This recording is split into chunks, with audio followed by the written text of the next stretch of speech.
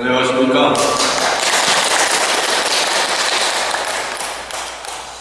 우리 오늘도 비가 오는데요. 비가 오면 뭐 하죠? 우리 거사님들, 비 오는 날은 뭐 하는 날이다 이런 말 있죠.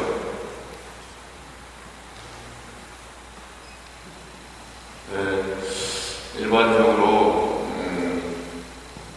우리 불교계든 또 사회에서든 편의를 만난 사람과 안 만난 사람도 있어요. 그런데 비 오는 날은 공치는 날이다 이런 말이 있죠. 비 오는 날은 공치는 날. 무슨 날이죠? 네? 손해보는 날? 뭐 해도 안 되는 날? 이렇게들 생각하시는 분들이 많아요. 그런데 비 오는 날은 공치는 날이라는 말의 본 뜻은 비 오는 날은 공의 도리, 세상 모든 것이 저 혼자 있는 것은 없고 모여서 이루어졌다. 단독자는 없다. 그렇기 때문에 아끼고 사랑하고 배려하고 살아야 한다. 근데 그렇게 하려면 그런 구성 요소가 하나만이 아니라 여럿이 이어서 이것만의 특성은 없다. 우리 불교의 본래의 용어에 하면 내가, 나라고 할 만한 나의 것이 없다. 라는 거예요. 그것을 알게 되면 상대방에 대해서 결국 내 것이 아니면 너도 네가 아니라는 거죠. 그러면 실제로는 너가 아니라 나가 되는 그런 것을 알게 되는 것이 이 무아의 가르침이고, 그 무아이기 때문에 모여서 이루어지는 것들이 한자로는 공, 인도말로는 수냐타 이렇게 이야기하는데 그것이 아무것도 없다 이런 뜻이 아니에요. 여기 우리 법왕서 법당은 비로자나 부처님과 또 노사나 부처님과 서가모니 부처님을 모신 이 법당은 정말 지금 백보자에서 하고 있는 화엄경을 설하기 좋은 곳이죠. 그런데 이 안에 이렇게 넓은 공간에 여기 비었죠? 뭐 있나요? 손으로 이렇게 잡히는데 뭐가 있나요? 없나요? 이렇게 잡히고 왔다 갔다 하는 거 보면은 없는 것 같고, 그런데 이 안에도 공기가 가득 차 있어요. 그런데 그 공기들 사이사이로 우리 손이 왔다 갔다 하는 것입니다.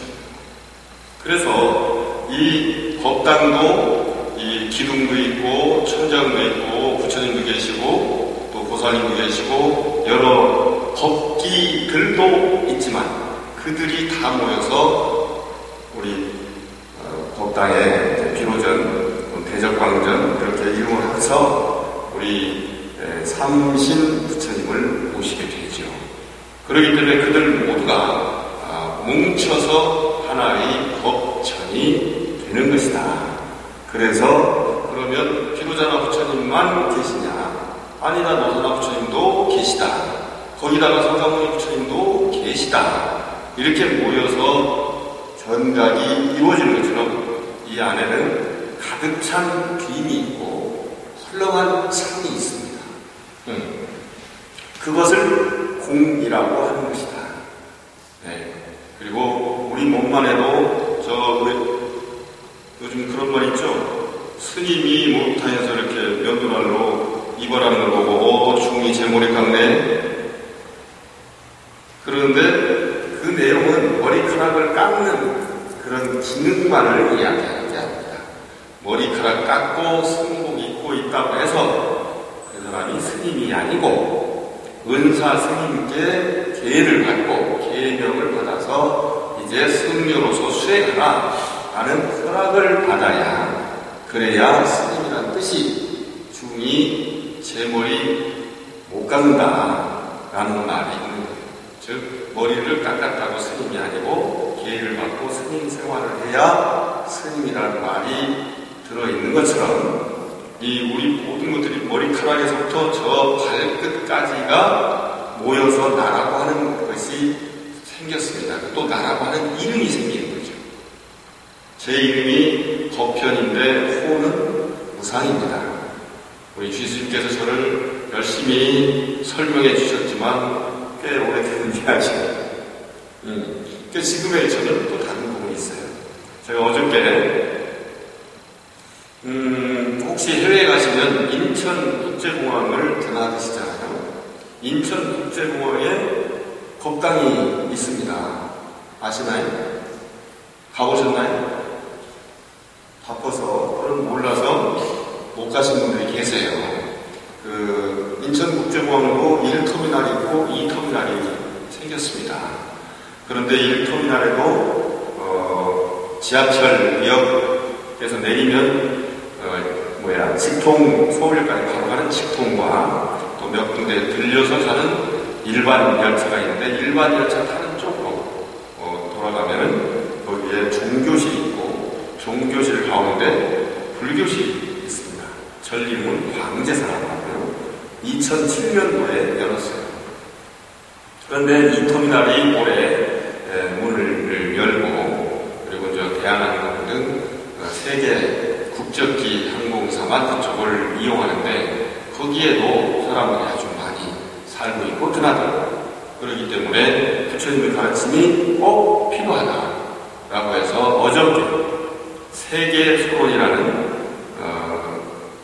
법당을 열고 거기에 부처님들을 모시고 개원법대를 또 스님들과 함께 마치고 내려온 겁니다. 그래서 그런 부분들도 다 이렇게 연결해서 거편이라고 하듯이 또 제가 건담을 해서 호가 우상이듯이 이렇게 변해가는 것들이에요. 그것들이 뭉쳐가지고 저라고 하는 이름을 어느 시기에 주는 거죠. 그래서 그런 것들이 있음을 살펴보는 것, 이것을 공치는 것이라고 합니다. 그래서 비 오는 날은 공치는 날이라는 말은 옛날 이조 영조 시대에 낭파라고 하는 스님이 만드는 말씀이에요. 낭파라는 스님이 영조 대사 때의 스님인데 영조 임금 굉장히 유명하고 똑똑하고 그랬죠. 아마 아드님 이야기가 여러 가지 속 안에 들어있는 속사정은 다르기 때문에 우리가 알고 있는 뒤주에 넣어서 죽였다 이것만은 진심이 아닙니다. 그런데 그 임금님께서 신하들하고 대궐 뜰을 거니고 있는데 저쪽에서 비가 내렸든지 비가 그쳤든지 어쨌든 간에 오색 소리가 반가워요. 그래서 저게 뭐냐 라고 했더니 신하가 가서 보니까 어떤 노인네가 깨재재한 노인네가 물지개를 대고 잠이 들어있어요. 그래서 걷어차서 깨워가지고 데리고 왔단 말이에요. 임금님한테 딱 무릎 꿇고 그대는 누군데 그러느냐 했더니 제가 낭파, 물결낭, 물결파, 낭파라는 이름을 가진 승려입니다. 근데 왜 그러고 다니냐? 승려는 수행을 열심히 해서 모든 중생을 구제해야 되는데 용해눈물의 주인공인 태종 임금께서 승려들의 도성 출입을 금지했기 때문에 제가 도성 안에 들어갈 수가 없습니다.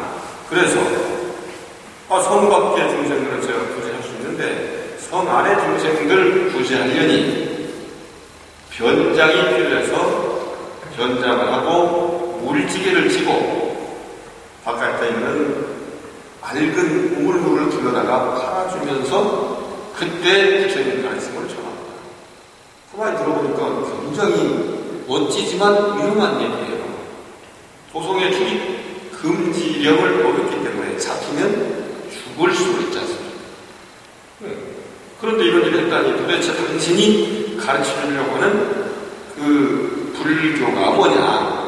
그랬더니 불교는 부처님의 가르침이고 부처님의 가르침은 어떤 것도 나라고 할 만한 내 것이라고 할 만한 것이 없다.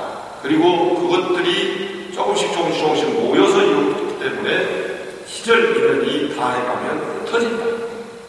그렇기 때문에 그 흩어지는 것을 못 견디는 존재들은 괴로워한다. 이것이 부처님의 가르침이고, 그렇기 때문에 이러이러한 인연이 성숙되면 저러저러한 일들이 이루어지고, 저러저러한 일들의 인연이 다해가면 이러저렇게 다시 흩어져 간다 라는 것을 연기의 진리라고 말씀하셨어요. 물론 남과대사도 저하고 토론을 해야 되는데, 실제로 우리가 불교에서 말하는 부처님께서 말씀하신 연기의 진리는 반쪽입니다.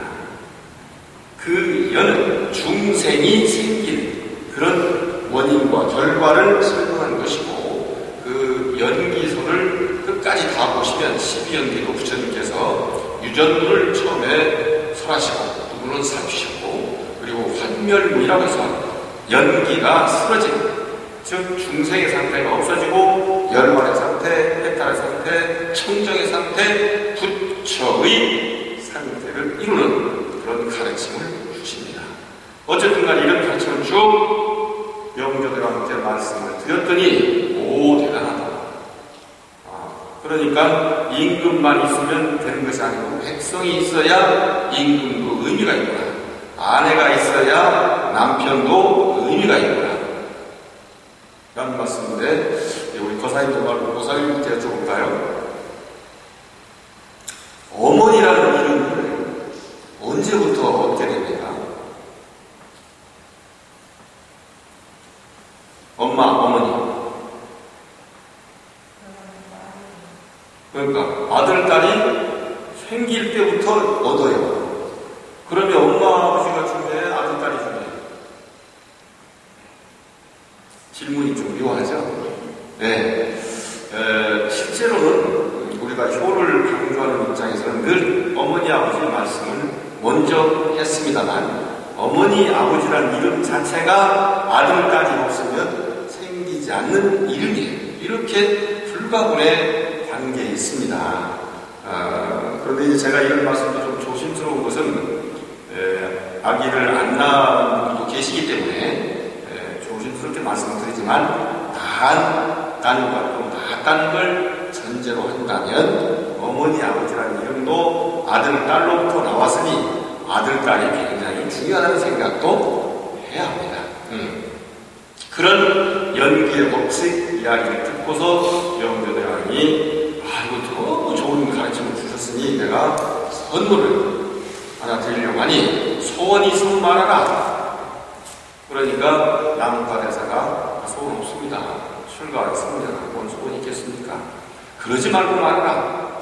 그랬더니 이방원 태종 임금 때부터 우리 승려들을 노동에 부역에 갖다 너무 써먹었다. 도로 길 닦고 성 쌓고 이런 데다. 그래서 도대체 참선하고 공부할 시간이 없습니다.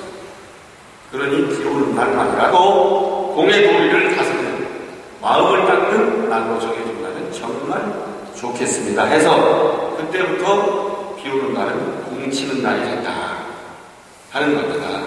그래서 오늘은 정말로 비오는 날은 공치는 날이고 마음 닦는 공부하는 날. 이게 얼마나 좋은 날이죠. 이런 말도 하나 알았으면 한번 박수 한번 쳐보실까요?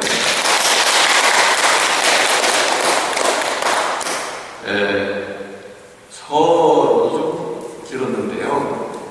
오늘은 우리 파음경에 또 그 속에서 스승이 과연 어디 있느냐, 이런 법상에 앉아있는 분만 스승이냐, 그렇지 않다. 나에게 징징대는 아내도 아이들도, 그리고 뭔가 지금 생각이 가다듬어지지 않아가지고 혹시라도 자기가 누군지도 모르는 어머니, 아버지가 계신다 할지라도 그분들 모두가 나의 스승이다 라고 하는 얘기를 가장 강하게 담고 있는 것이 이 법계 품입니다. 법계에 들어가는 품이라는 것이죠. 법의 세계에 법이 머무릅니다. 그래서 우리가 되게 불공을 할 때, 시작할 때 경전을 읽어요. 그 경전을 읽는 것은 가피를 입으려면 불보살님의 힘을 받아야 하는데 불보살님이 계신지 안 계신지 모르는 곳에서 대개 경전을 읽음으로써 불보살님의 세계를 만듭니다. 제가 서울서 왔듯이 제가 사는 곳이 서울에 있듯이 서울의 연평구 가련동에 여러분이 열린 서울이라고 있듯이 여러분들의 댁이 있듯이 부처님도 부처님 댁이 있지 않겠냐 라는 생각을 했는데 인도라고 생각하면 한국에는 부처님이 안 계시잖아요. 그래서 부처님은 그 지역의 특성을 가지는 것이 아니고 이러이러한 자기의 능력과 자기의 덕성이 있으면 당연히 이러이러한 집에 살게 된다. 그래서 진리의 집에 살게 되기 때문에 진리의 말씀이 경전을 읽는 것입니다. 경전을 읽으면 매질결자, 세계결자, 결계가 이루어진다는 것이죠. 그래서 그렇게 되는 곳에 들어가는 것이 이 법계품이고 선제동자가 53분의 선지식을 찾아가는 것으로 그리고 그때그때마다 가르침을 듣는 것으로 이렇게 되어 있습니다. 그리고 자기의 깨달음을 이루게 되죠. 그런데 오늘은 특별히 여기서 어떤 분을 만나냐면 아주 어린 사람을 만납니다. 어린 사람 만나면 얻을 것, 배울 게 있겠습니까?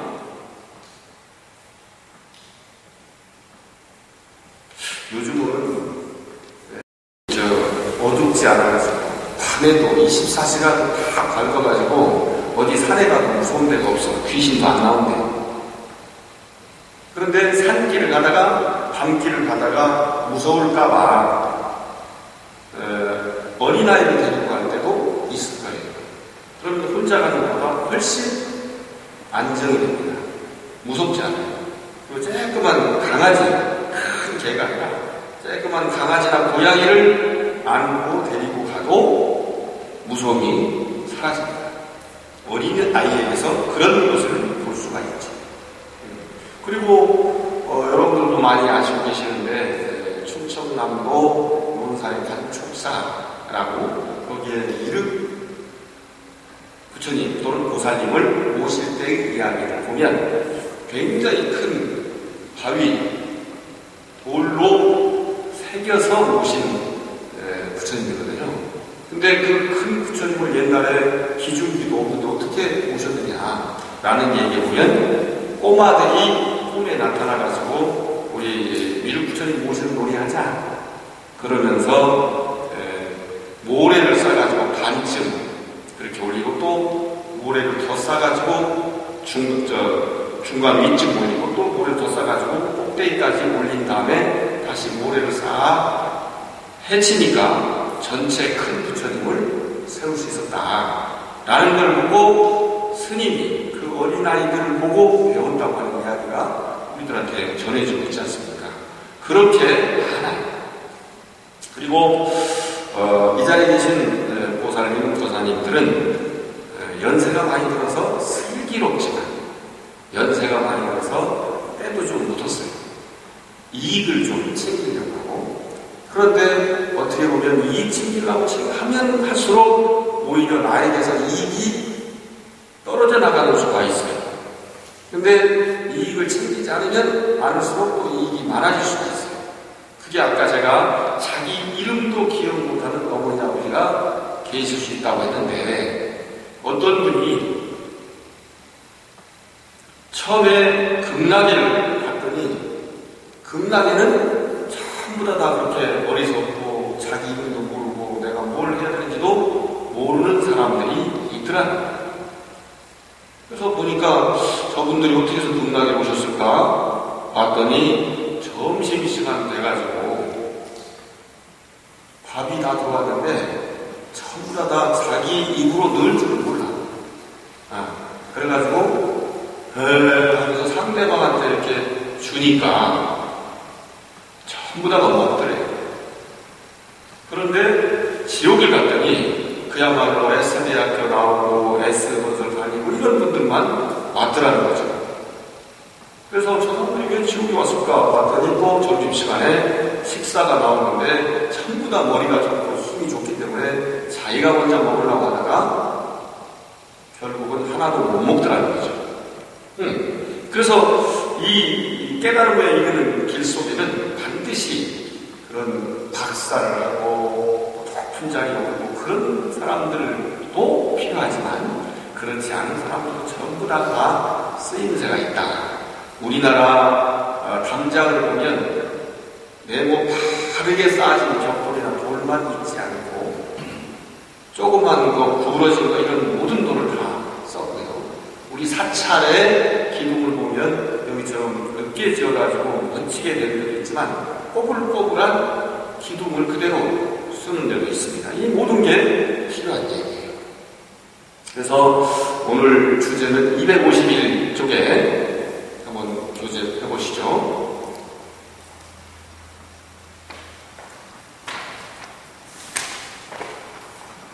덕생동자 유덕동녀. 덕이 생긴다, 덕이 있다 그러네요. 덕이 있는 어린 남자아이, 어린 여자아이라는 뜻입니다.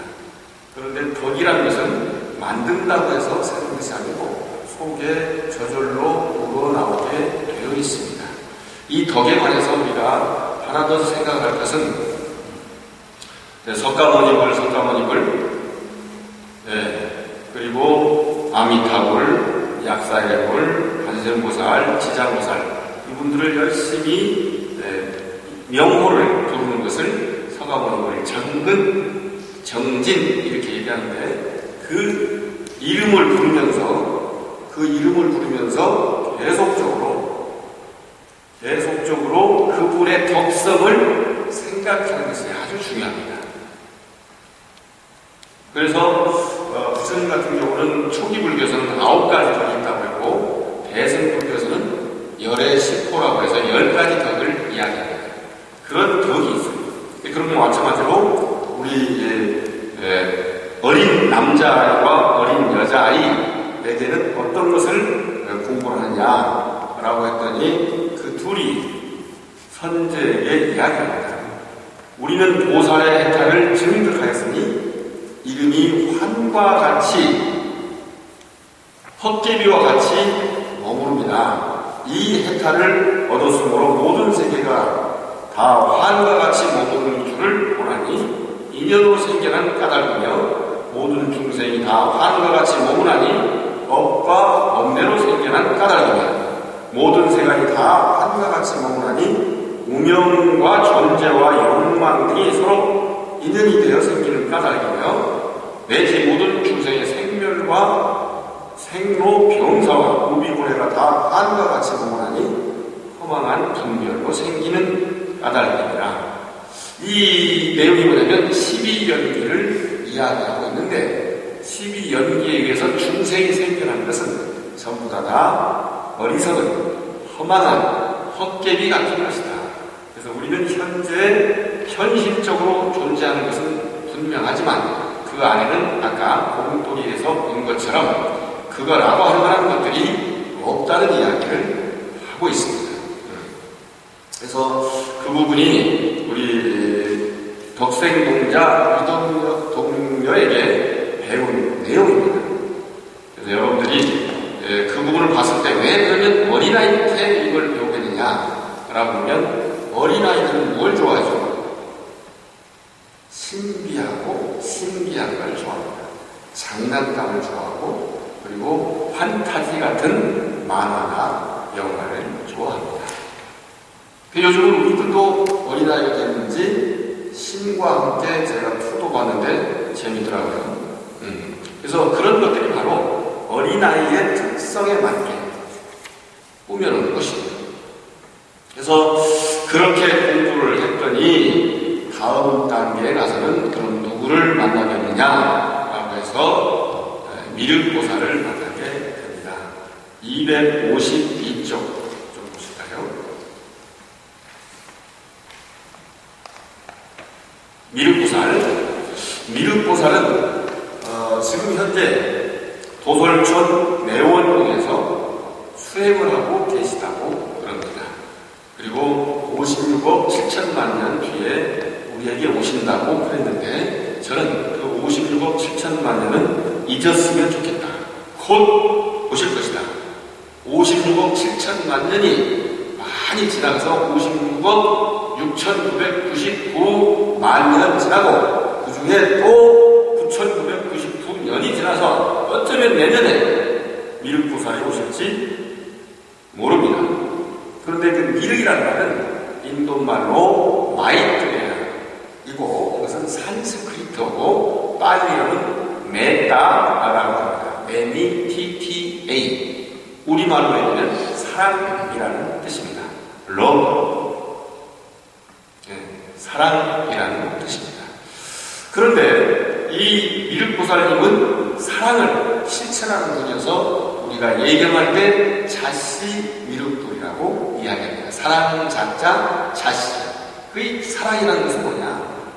서가모니 부처님께서 수행자로 계실 때, 보살로 계실 때 했던 수행들이 여러 가지가 있지만 그 중에 하나가 한량없는 마음이라고 해서 사무량심입니다.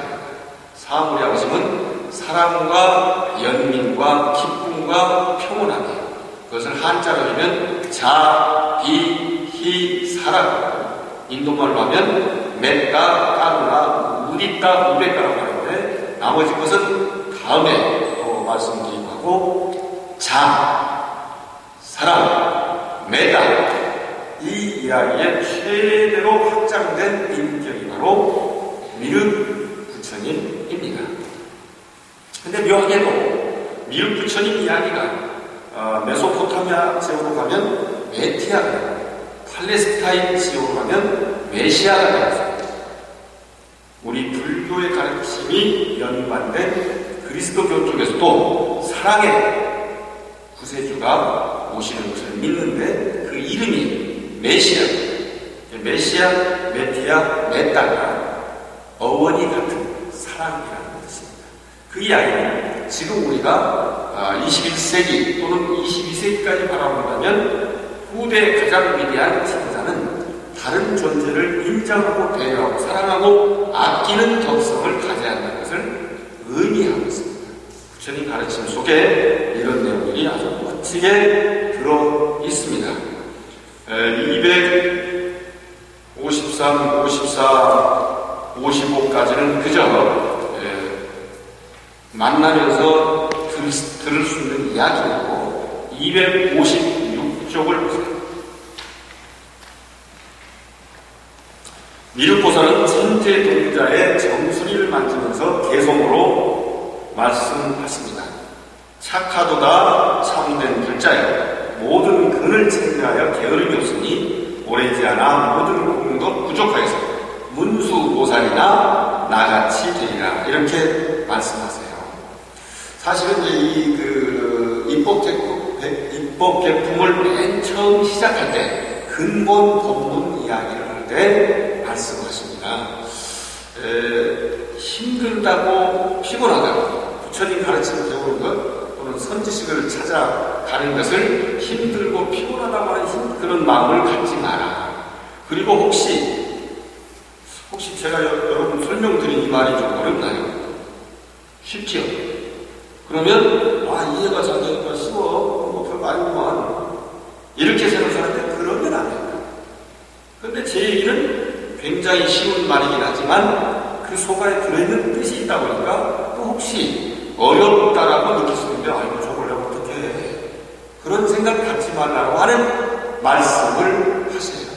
문수보살을 먼저 만나는데 그래서 이제 쭉 덕운기구로부터 시작해서 여러분들을 만날 때마다 그분들의 가르침을 깊이 새기면서 즐겁게 공부를 해와서 우리가 어린아이 지나서 미륵보살을 만나게 되는 겁니다.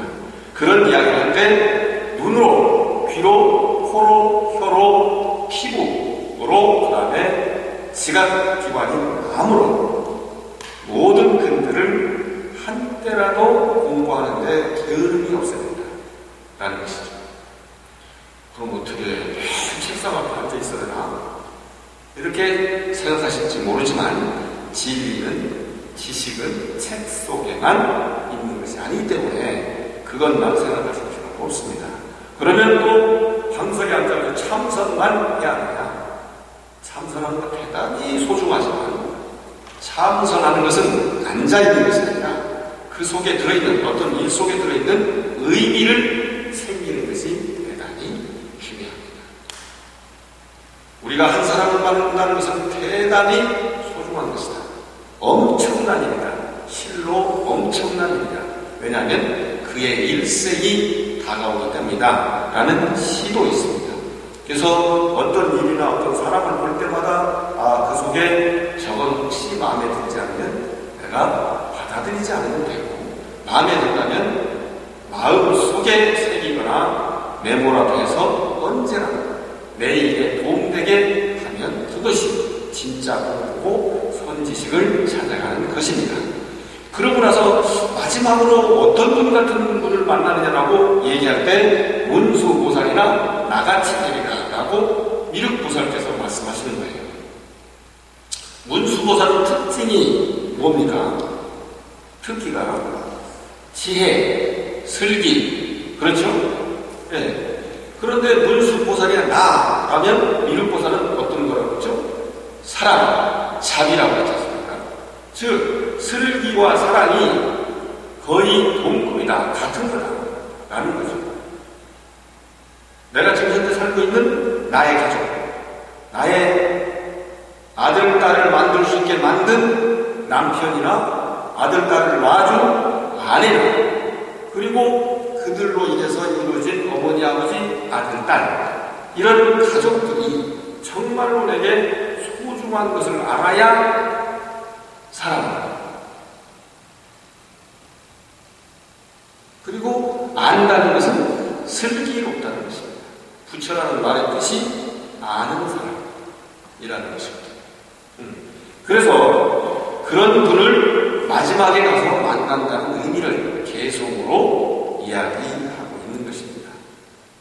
그래서 어떻게 고사량을 닦아서 안욕다가 삼약 삼보리 최고의 둥글고 높은 진리를 깨달을 수 있느냐라고 말씀을 여쭸더니 이 미륵보살께서 길게 말씀하세요. 이 부분이 아주 길어요. 그런데 줄이면 깨달음을 얻는 마음을 지니는 겁니다. 그 깨달음을 얻는 것은 깨달음은 슬기, 지혜인데 그 지혜를 뒷받침하는 가장 중요한 것이 바로 사랑이라고 말씀을 하시면서 257쪽에 중간에 보면 무슨 까닭인가 선남자여 보이심은 중자와 같으니 모든 불법을 내며 이렇게 그 종자와 같고 땅과 같고 깨끗한 물과 같고 큰 바람과 같고 치성한 불과 같고 이것은 지수화풍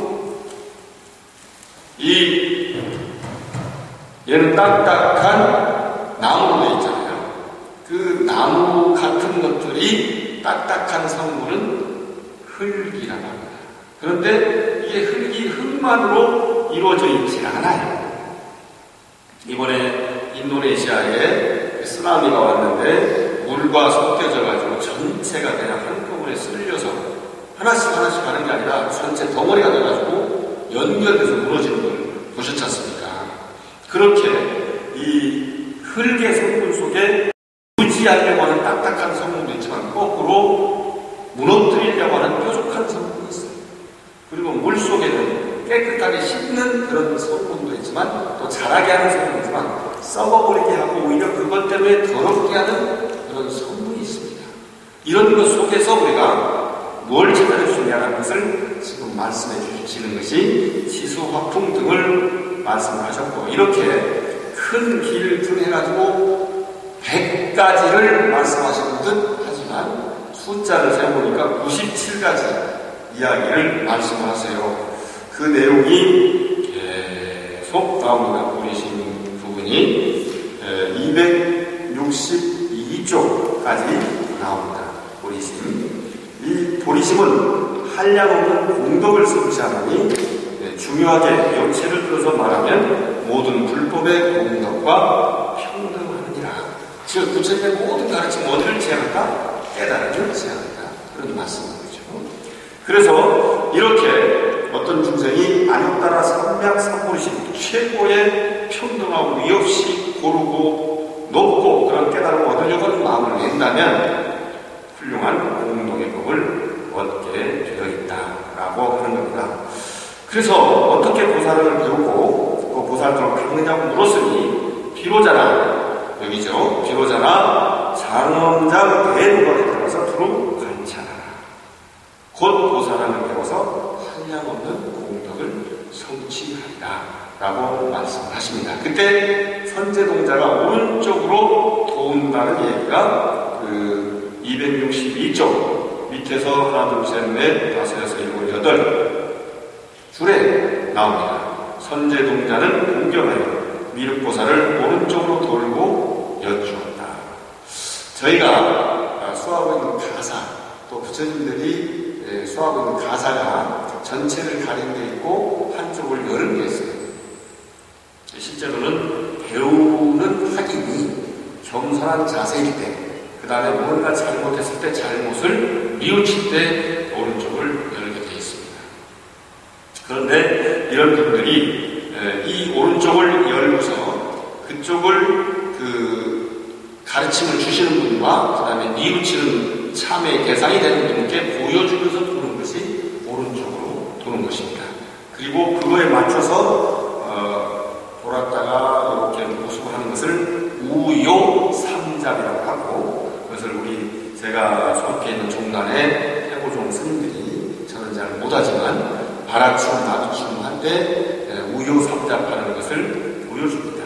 이게 경전에 다 나와 있는 말씀을 통해서 그것을 작법을 통해서 법요의 핵심을 전달하는 모양인 것입니다.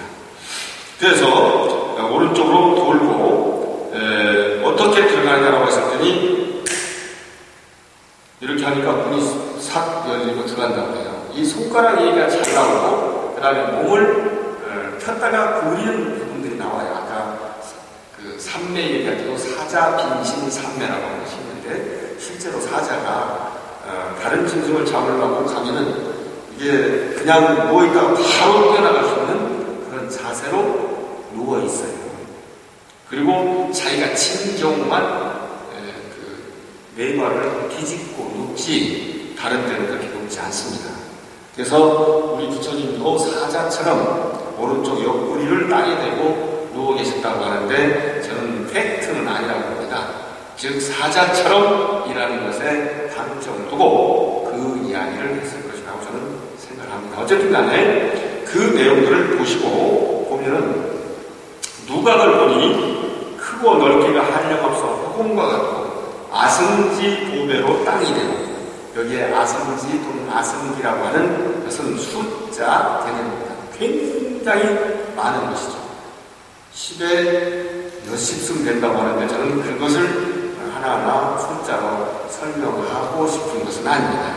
우리가 셀 수 없이 많은 그 정도입니다. 그 아승기에 굉장히 많은 우리 여성들이든 남성들이든 보배와 돈을 좋아하지 않는 분들이 없는데 하나만 있어가지고 어렵다는 것이죠. 근데 사실은 그것도 깊이 생각할 필요가 있습니다.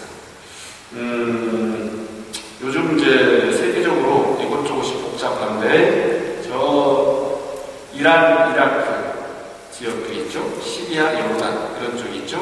그쪽이 옛날에 페르시아라고 불리던 어느 특정한 나라만이 아니고 그런 문화권이 있었습니다.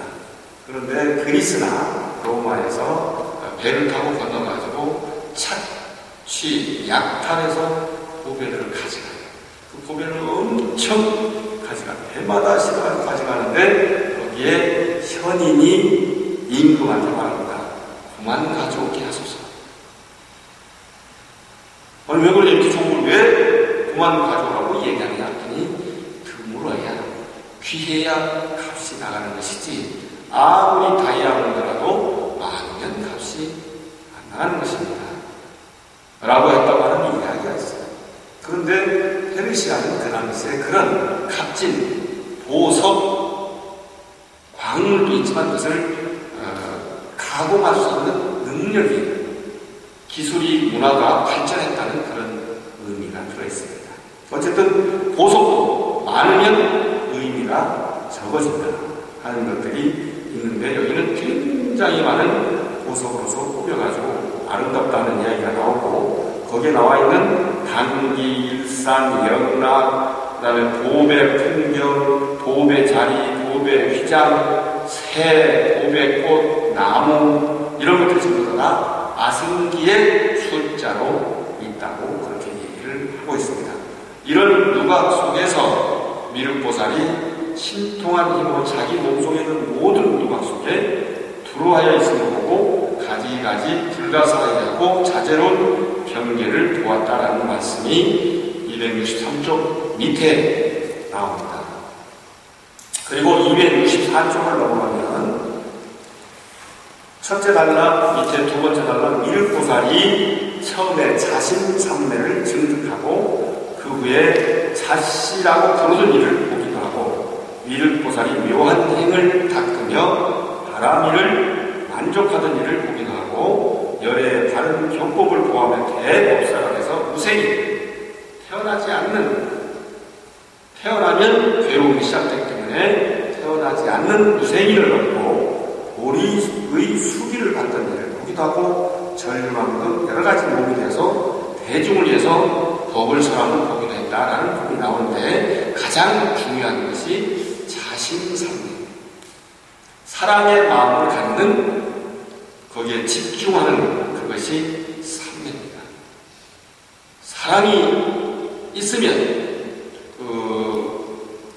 이슬람의 신비주의자 룸이라고 하는 사람이 쓴 시에 이런 것이 있습니다. 꽃이 정말 아름답네. 그런데 그대가 없으면 이 아름다운 꽃이 무슨 소용이 있겠는가. 저는 이거 굉장히 멋있다고 하는데 그 다음 시줄이 또 나오는데 꽃이 굉장히 아름답네. 그대가 있다면 그 아름다운 꽃이 또 뭔 소용이 있겠는가. 딱 두 줄이에요. 꽃이 아름답다도 똑같아. 무슨 소용이 있겠느냐? 이것도 똑같아. 근데 하나는 그대가 있다면, 하나는 그대가 없다면. 사실 이치이라는 게 이런 것이다. 그대와 함께일 때 굉장히 의미가 있다는 것이죠. 즉, 여러분들의 가족, 여러분들의 부부, 우리와 함께 사는 세상, 이게 같이 있어야 못하는 것이죠. 그래서 예를 들면 경상도, 전라도, 그다음에 남한, 북한, 중국, 일본, 미국 이 모두가 함께 즐거운, 함께 행복한 세상을 만들어가는 것이 우리가 미륵부처님을 선제동자가 만나는 그런 공덕을 키우는 것입니다. 사랑이라는 것. 사랑의 짝은 슬기고 슬기의 짝은 사랑입니다. 제가 2005년도에 러시아 크렘린궁에서 열린 세계 종교 평화회를 하는데 그때에 인도에서 참석한 신두교인이 설명을 하는 것이 바로 그거였습니다. 세상 모든 다툼, 세상 모든 전쟁은 미스 언더스탠드라고 우스갯소리로 얘기하면서 아가씨, 미스가 들어갔다고 아가씨가 하는 거죠. 실제로는 오해라는 거예요. 실제로는 무지라는 것이죠. 그래서 지혜가 있고 슬기로운 이는 상대방하고 싸울 일 없고 사랑할 수밖에 없다라는 것입니다. 이것이 바로 미륵보살님이 선제동자에게 가르쳐준 내용입니다. 266쪽 보세요.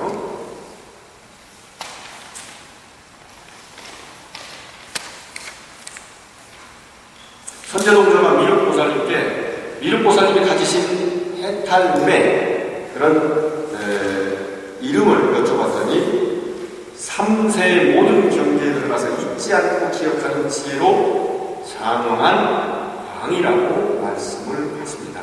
어떤 것도 잊지 않는 나이죠. 그런데 또 한 번 여쭤봐요. 그 밑에 보면 그런데 이런 장엄했던 것이 어디로 갔습니까? 라고 했더니 왔던 곳으로 가느니라.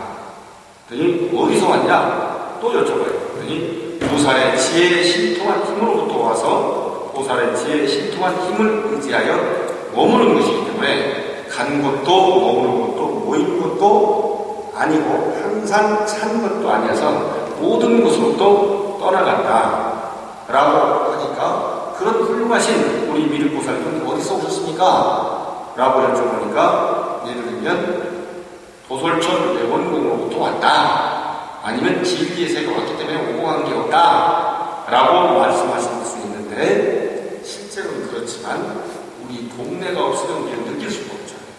제가 서울 은평구 가령동에서 온 것처럼 마라 제국으로부터 왔다고 얘기합니다. 그래서 우리가 가끔씩 진리의 삶을 사는 노력하는 우리 불자들이 현재 살고 있는 우리 집, 현재 다니고 있는 우리 직장, 현재 내가 만나고 있는 우리 남편, 우리 아내, 우리 아들, 딸이 아무것도 아니라고 말하거나 생각하는 분들이 계세요. 아닙니다. 그들이 전부입니다. 그들이 진리의 전부입니다. 그래서 그런 내용들을 우리 미륵보살님께서 말씀을 하십니다. 뒤에 이제 더 내용들이 몇 가지 나오지만 전체적으로 다 설명을 드린 것이고, 또 이 미륵보살님의 사랑에 건너편에 계신 짝인 줄 알았더니 함께 있는 짝이 슬기입니다. 그렇기 때문에 저하고 한번 따라서 보세요. 사랑하라. 사랑하면 슬기롭다. 사랑하라. 사랑하려면 슬기로워야 한다. 그래서 미륵보살님께서 문수 보살이나 나처럼 되리라는 말씀을 하셨고, 이제 곧 문수 보살님을 만나게 되는데 그 내용은 이제 다음 보살님께 들으시면 되겠습니다. 혹시 제가 드린 말씀 중에서 궁금한 것 있습니까? 의문 또는 제가 여태까지 배운 바와 다릅니다 하는 것 있습니까?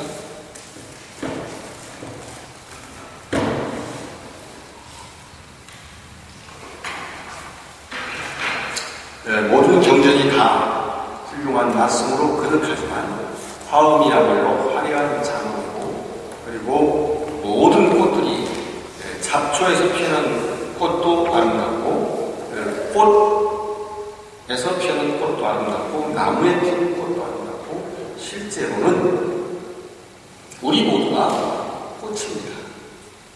그런 가르침을 여러분과 함께 해서 대단히 기쁘고 고맙습니다. 모두 부처님 되십시오.